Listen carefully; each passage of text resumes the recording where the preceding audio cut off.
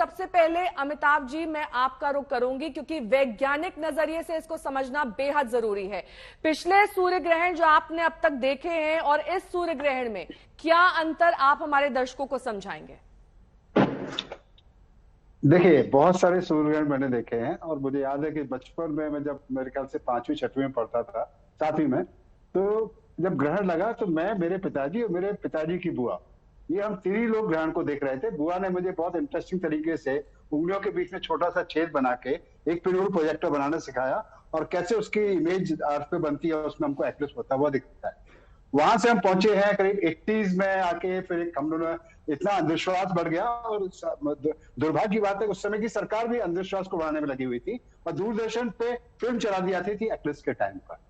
बाद में हमने कैंपेन पूरा किया प्रोफेसर यशपाल की लीडिंग में और हमने पूरे देश में ज्ञान विज्ञान के जत्थे के नाम से निकाला और लोगों को बताया ग्रहण एक प्राकृतिक घटना है, इसमें कुछ भी अशुभ नहीं होता है। और इसके जरिए फिर हमने लाखों लोगों को एक्लिप्स दिखाया।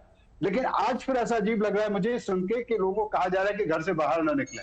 आप कल्पना करिए कि हमारी जो आकाश गंगा में करीब 400 अरब तारे हैं और ऐसे करीब 2 खरब आकाश गंगाएं हैं, तो पता नहीं कितने अरबों खरबों सूर्य ग्रहण एक साथ चल रहे अलग अलग तारों के उनके ग्रहों के ऊपर। तो इसमें कोई ऐसा तो नहीं है कि हमारे धरती ऊपर ही खास निगाह है। अगर कोई ऐसी शक्ति है वो तो उसके लिए सारी सृष्टि बराबर होगी, तो हर जगह ग्रहण चल रहे होंगे। कैसे हमारे देवता जिनको छुपा दिया जाता है, जो इस एक सामान्य प्राकृतिक घटना के डर से अपने घरों में लोग छुप जाते हैं, अपने देवताओं को भी छुपा देते हैं।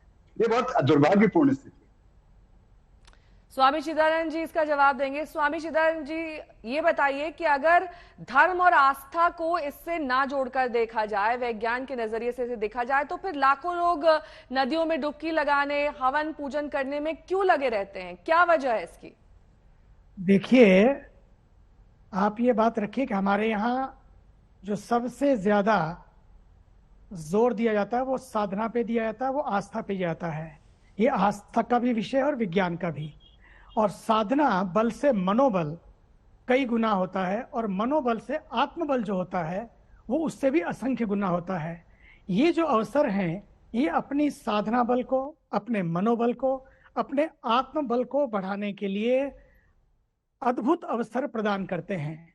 इस समय जो शक्तियां काम करती हैं वो व्यक्ति के मन पर प्रभावित करती हैं।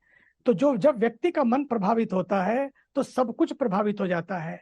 आप देखिए, जब चंद्रमा पर ज्वार भाटा आता है, आप देखिए कमाल हो जाता है। लो टाइड है कि हाई टाइड है, किस तरह से पूरा सागर हजारों हजारों मील तक उछलने लगता है। केवल एक जगह नहीं, थोड़ी जगह नहीं, इतना असर उस ज्वार भाटे का उसके ऊपर पड़ता है। अब सोचिए अगर मन पे कितना पड़ता हो, मन भी तो चंद्रमा का अंश है, मन पे कितना पड़ता होगा। तो ये सारी चीजें हमारे मन पर असर डालती हैं, हमारी तन पर असर डालती हैं, इसलिए ये सारे नियम बनाए गए।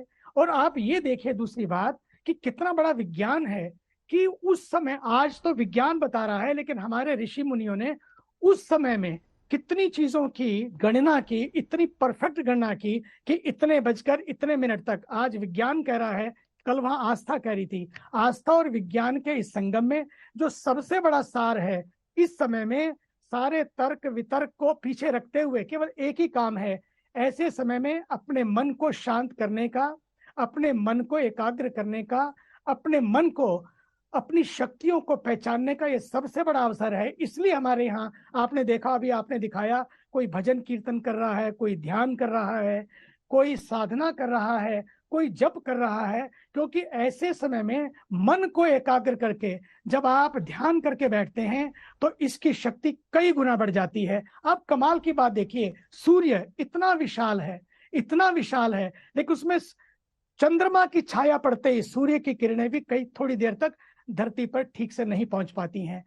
इसका अर्थ यह भी है कि सूर्य पर वैसे कोई फर्क नहीं पड़ता, देखा जाए तो सूर्य तो सम है, सूर्य तो एक जैसे रहते हैं। लेकिन जीवन में भी ऐसा होता है जब व्यक्ति साधना के बल पर इस बात को परख लेता है, जांच लेता है और अपनी साधना को मजबूत कर लेता है, आत्मबल की शक्ति को बढ़ा लेता है, तो बाहर की जितनी भी परिस्थितियां आती हैं, things may go up and down but a person can not go up and down. ये शक्ति उसको मिल जाती है कि व्यक्ति की भीतर एंकरिंग, ग्राउंडिंग मजबूत हो जाती है। उस एंकरिंग और ग्राउंडिंग को मजबूत करने का ये काल सबसे बड़ा अवसर हमको मिला है। एक बात।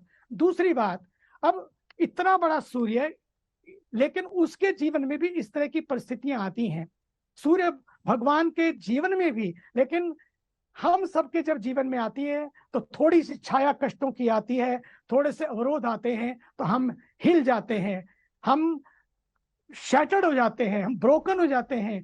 आज का दिन इस बात की चिंतन का भी अवसर, ये मंथन का अवसर है, चिंतन का अवसर है कि हम सब लोग कुछ भी है, हानि लाभ जीवन मरण, जब भी कुछ ऐसा है, आएंगे और चले जाएंगे। जीवन में बुरा वक्त भी आएगा, ठीक है। वो भी चला जाएगा।